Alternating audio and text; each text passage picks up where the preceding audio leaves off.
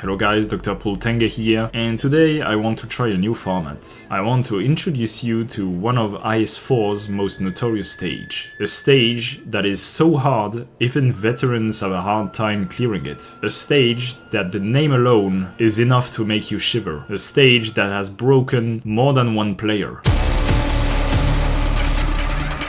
So today, sit down and let me introduce you to the nightmare that is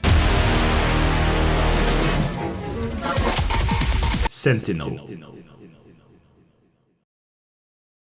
Before introducing what Sentinel is about, I need to introduce you to two things. First of all, Crescent, also known as Crescent, and second of all, alternative difficulty 12 bosses. Crescent, also known as Crescent the Ascendant or Cosmoe, is the third boss of IS4. And before even introducing the boss, let me tell you about what you need to do in order to go to ending 3. Because when discussing about endings, you might be thinking that getting to ending 4 is probably the hardest, and you would be wrong, because the requirements to go to ending 3 are absolutely ridiculous. For ending 4, before fighting the final boss, you'll be asked a series of trials. You can quote-unquote defuse these trials if you have Anti-Interference Index, Hope, Original Ingot, Ama's Affection, or the item necessary to go to ending 2 or ending 3. And I don't know about other players, but I never pick the item that is necessary to go to ending 3. Instead, I prefer either to sacrifice 20 hope or to sacrifice 12 max HP, because 12 max HP is nothing in comparison to how to obtain the Boundless Gift. In order to go to ending 3, you must first sacrifice a scouting node by getting the Route Weave net instead. This has a double negative effect. First of all, you're sacrificing a scouting node, which means sacrificing a free E2 operator, sacrificing one Anti-Interference Index, and sacrificing Original Ingot. And second of all, picking the Route Weave net means more enemies will appear during battles, which can actually be very problematic sometimes. And then you need to sacrifice the entire next floor because you need to take a specific path in order to go to the prophecy and get the Boundless Gift. This specific path necessarily has an emergency operation before the prophecy, so it's not entirely useless. Still, you're probably sacrificing safe houses,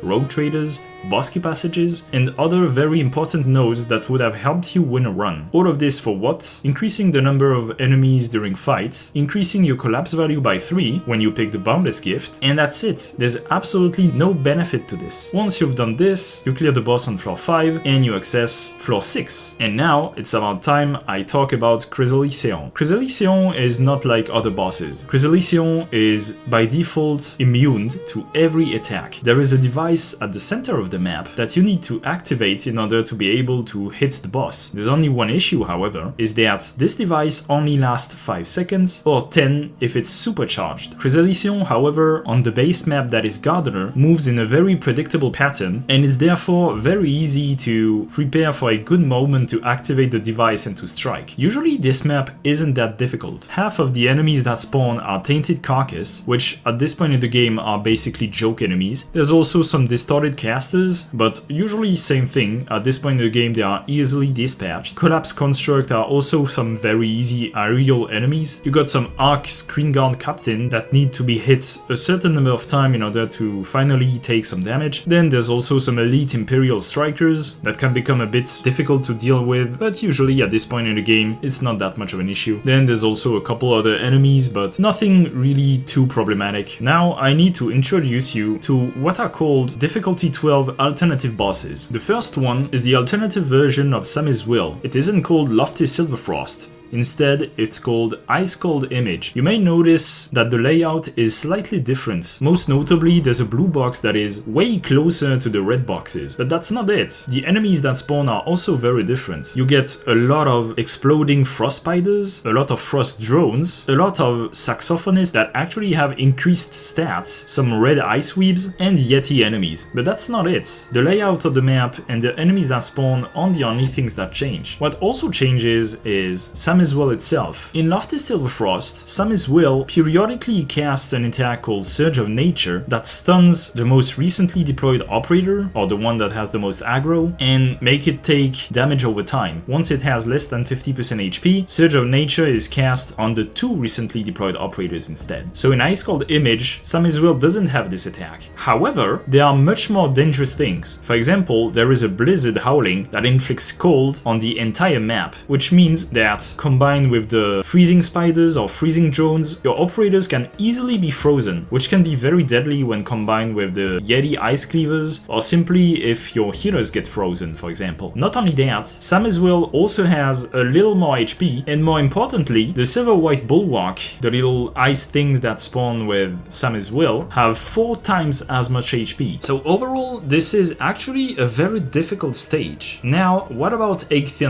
Eikthyr regular stage is called Sam's Entropy, and the alternative version is called Hollow Visage. As you can see, once again, the layout is very different. Most importantly, Eikthyr spawns on the right and goes to the left, instead of the opposite in Sam's Entropy, but that's not the only thing. Once again, the enemies that spawn are vastly different. Most enemies that will spawn are now replaced by heavy defender leaders that will swarm the left lane, but there will also be 8 Sarka's World Cursors, extremely powerful enemies that spawn from the bottom lane, on top of 3 Imperial Artillery Corps Targeteer, so extremely powerful drones that spawn from the left, and also some Mudrock Zealot leaders that replace regular enemies. But other than that, the stage is basically the same, and Eikthyr doesn't have any additional mechanics, contrary to Sam as Well. Now, you may be wondering, doesn't the 4th boss also have an alternative version? And you're right, it also has one. Sense of Time is replaced by Enter Eternity, and the first thing that you'll notice is that this stage is literally the same, and that's true. It's literally the same, the boss have the same mechanics, only the enemies that spawn change a bit. In Enter Eternity, you'll get Armorless Union 3rd Squad, as well as Armorless Union Cleanup Squad, that is to say, archers with global range, that also inflict corrosion, so you must be careful about these enemies, but overall, this stage is usually not that very different compared to Sense of Time, which is why it's usually not mentioned as one of the hardest stages in the game. So now, I know what you're wondering. What happens if you mix Gardener with an alternative boss? Well, it's simple. You get this absolute nightmare that is Sentinel. When first looking at Sentinel, you might be wondering, oh, this stage looks exactly the same as Gardener, it mustn't be that bad. Well, first of all, there is a slight difference on the map. The pylon that you need to activate needs half as much SP, same for the overcharge. And you might be thinking, oh, but this is a good thing, and it is. However, it comes at the cost that it only lasts half as long, so 2.5 seconds or 5 if supercharged. So if you activate the device when it's supercharged, you have only 5 seconds to attack Chrysalysion. And you might be thinking, oh, but if that's it, then it's not that much of an issue, right?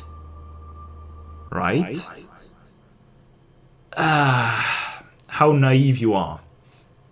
All enemies in Sentinel are replaced. There is still 31 Tainted Carcass, and these are the only easy enemies to deal with. On top of that, you need to deal with 16 Freezing Drones, 33 Shattered Champions, you know, these guys that casually have 700 attack for a 1.2 second interval in difficulty level 0. Oh, you think this was enough? Let me introduce you to the Dublin Companion Shadowblade and Dublin Elite Companion Shadowblade that have increased stats. Dublin Companion Shadowblades have 25,000 HP, 800 defense, and will deduct 2 life points upon entering a protection objective. Same for Dublin Elite Companion Shadowblade that have 50,000 HP, 1100 defense, and will also deduct 2 life points. Oh, you think that was enough? Let me introduce you to the Defenders 4. These enemies increase the defense of other nearby enemies, and in this stage particularly, they have 90,000 HP and 600 defense. Also, their defensive buff is increased to 600. Oh,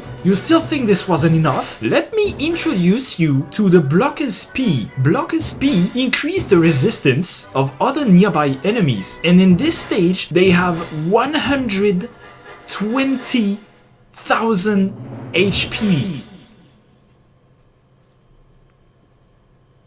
This stage is an absolute nightmare. Not only that, the way Chrysalicia moves is very different than in Gardener. Attempting Sentinel on difficulty level 15 is basically suicide. I, for myself, have only cleared Sentinel once, and it was only quote-unquote in difficulty 12, which is the bare minimum for alternative stages to spawn. And even though I had around 25 HP upon entering the stage, I had to leak 20 enemies throughout the entire stage. It's an extremely difficult stage, and easily the most difficult stage in all IS4. The total amount of enemies in this stage is 118 enemies. Also take into account that 32 of these enemies take 2 life points when leaking, which means you can't afford to leak that many enemies. There are enemies coming left and right. You need to defend against shattered champions on the top left corner while dealing with drones on the bottom right corner, while also dealing with Chrysalicia, while also dealing with the purple flowers he spawns periodically. There's no better word to describe this stage than nightmarish. There are of course ways to clear it, right? As long as you have good bursting operators and 1 or 2 good ways to render enemies in place, like a very good defender or units that can basically perma-slow enemies, then of course it can be done. There's no undoable stage in Arknights, and it can even be a good challenge to attempt it at least once. However, be warned that this stage is there to destroy you, so you need to be extremely careful when attempting it. And you know the worst part about this is, alternate stages only have 30% chance of spawning. So depending on a run, you might not want Sentinel because you're under-prepared, or you might actually want Sentinel because you're very much prepared, but then it doesn't spawn. So my only advice, if you really intend to attempt this stage, is good luck. You will absolutely need it.